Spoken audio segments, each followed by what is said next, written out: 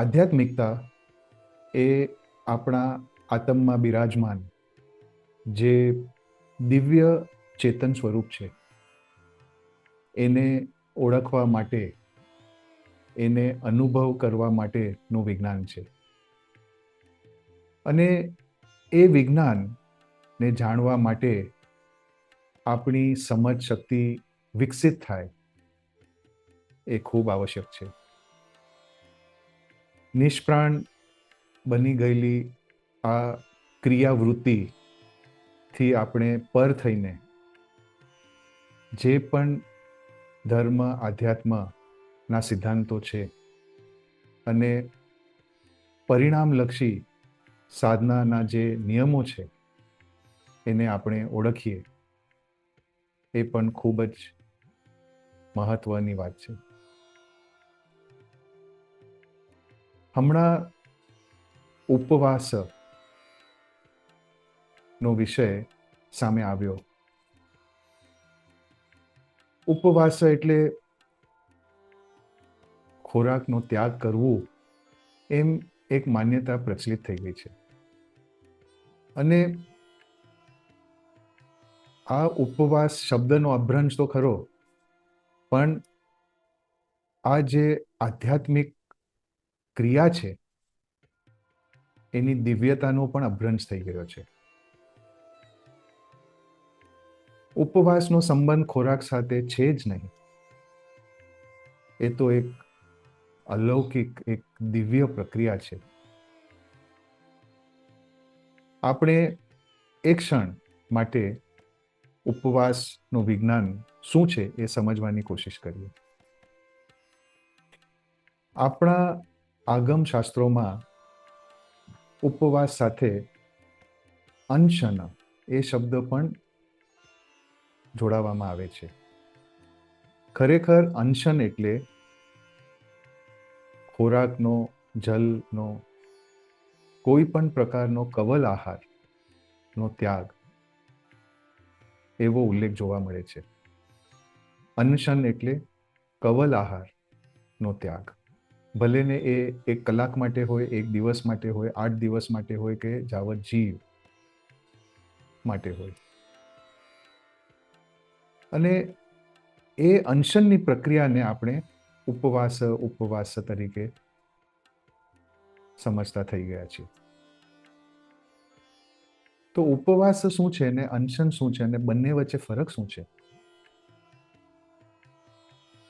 વિજ્ઞાન એમ કહે છે કે જ્યારે પણ તમે કવલ આહાર લો, એ સાત્વિક હોય, રજસ હોય કે તમસ હોય, એ આહાર તમારી માનસિકતા પર પ્રભાવ પાડે છે, તમારા વિચારો પર પ્રભાવિત થઈ જાય છે, તમારી વૃત્તિઓને ઉત્તેજિત કરે છે. માટે જે સાધક અંતર્મુખી થવા માંગતો હોય એને આ ના પોસાય.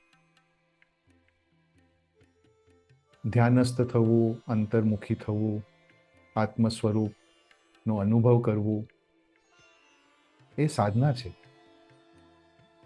અને એ સાધના દ્વારા જ આપણે આ મૂળ સ્વરૂપને જાણી શકશું. તો આ આહાર એ બાધારૂપ બની શકે છે. ભલે ને તમે સાત્વિક ખોરાક લીધું હોય, પણ એનો પણ સૂક્ષ્મ પ્રભાવ તમારા મન ચિત્ત પ્રદેશો પર પડે જ છે. માટે જ અનશનની પ્રક્રિયા કરવી, કવલ આહારનો ત્યાગ કરવું એ આવશ્યક છે. પણ એ ત્યાગ કર્યા બાદ શું કરવું એ પણ વિચારવા જેવું છે. અન્ન, જલ વગેરે વગેરેનો ત્યાગ કર્યા બાદ જો તમે માત્ર યંત્રવત ક્રિયા કરશો તો આગળ નહીં વધી શકો. આધ્યાત્મિકતાનો અનુભવ તમે નથી કરી શકવાના. અનશન કરવાથી તમારી ધ્યાન પ્રક્રિયા શુદ્ધ બની શકે છે. ધ્યાન શું છે કેવી રીતે કરવું એ પણ અભ્યાસ આવશ્યક છે. અને અનશનની અવસ્થામાં જો તમે શુદ્ધ રીતે ધ્યાન કરો તો તમે તમારું જે મૂળ સ્વરૂપ છે, જેને ઉપ કહેવાય છે, ઉપ સ્વરૂપ, એ ઉપ સ્વરૂપમાં વાસ કરી શકશો. એ ઉપવાસની દશા છે, અંતર્મુક્તાની દશા છે. અને એ દશામાં તમે સ્થિર થઈ જાઓ પછી આ ભૂખ કે તરસ એ કોઈ પણ રીતે તમારા પર પ્રભાવ નહીં પાડી શકે. હા, આ જે આત્મનો જે રસ છે, જે અંતરની જે સંવેદના છે, એ કલા ને શીખવાની જરૂર છે. ત્યારે જ આ અનશન સાર્થક થશે.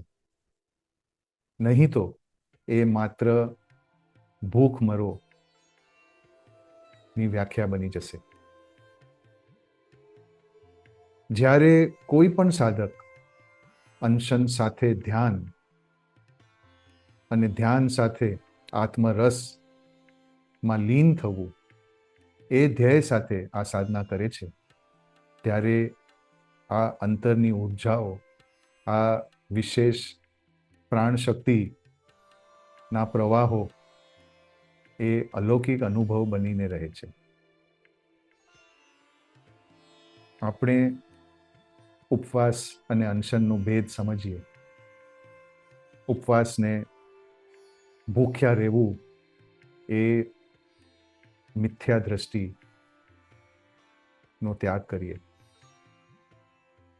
ઉપવાસ એ તમારો ધ્યેય છે. અનશન એ ધ્યેય પ્રાપ્તિ માટેનું એક સાધન છે. સાચી સમજ, સાચી સાધના, અનુભવજન્ય આધ્યાત્મિકતા, એના આગ્રહી બનીએ. નહીં તો વર્ષોના વર્ષો આપણે યંત્રવત ક્રિયાઓ કરતા રહેશું, અહીંના અહીં રહી જશું અને ધ્યેયની માત્ર આપણે કલ્પના કરતા રહેશું. એ મિથ્યા ક્રિયા, મિથ્યા દર્શન નું પરિણામ હશે. તો ચાલો ઉપવાસની સાચી ક્રિયા સમજીએ. ઉપવાસની દશામાં કેમ જવું એનું વિજ્ઞાન જાણીએ. ત્યારે જ તમે સાચા આધ્યાત્મિક પુરુષાર્થના હકદાર બનશો.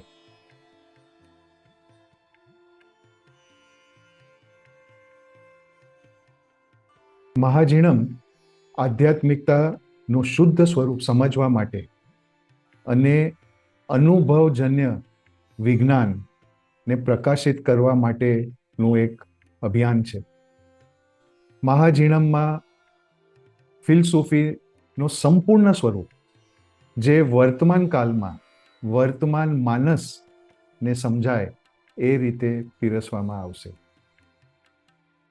આ અભિયાન યુટ્યુબ દ્વારા, સત્સંગ દ્વારા અને વિવિધ પ્રકાશનો દ્વારા આપ સુધી પહોંચાડવામાં આવશે. આની વિશેષ માહિતી મેળવવા માટે તમે અમારા યુટ્યુબ ચેનલને સબસ્ક્રાઇબ કરી શકો છો, અથવા અમારી વોટ્સએપ કમ્યુનિટીમાં જોડાઈ શકો છો અને વિવિધ સત્સંગોમાં, વિવિધ સાધનાના પ્રકલ્પોમાં તમે સહભાગી થઈ શકો છો. આભાર.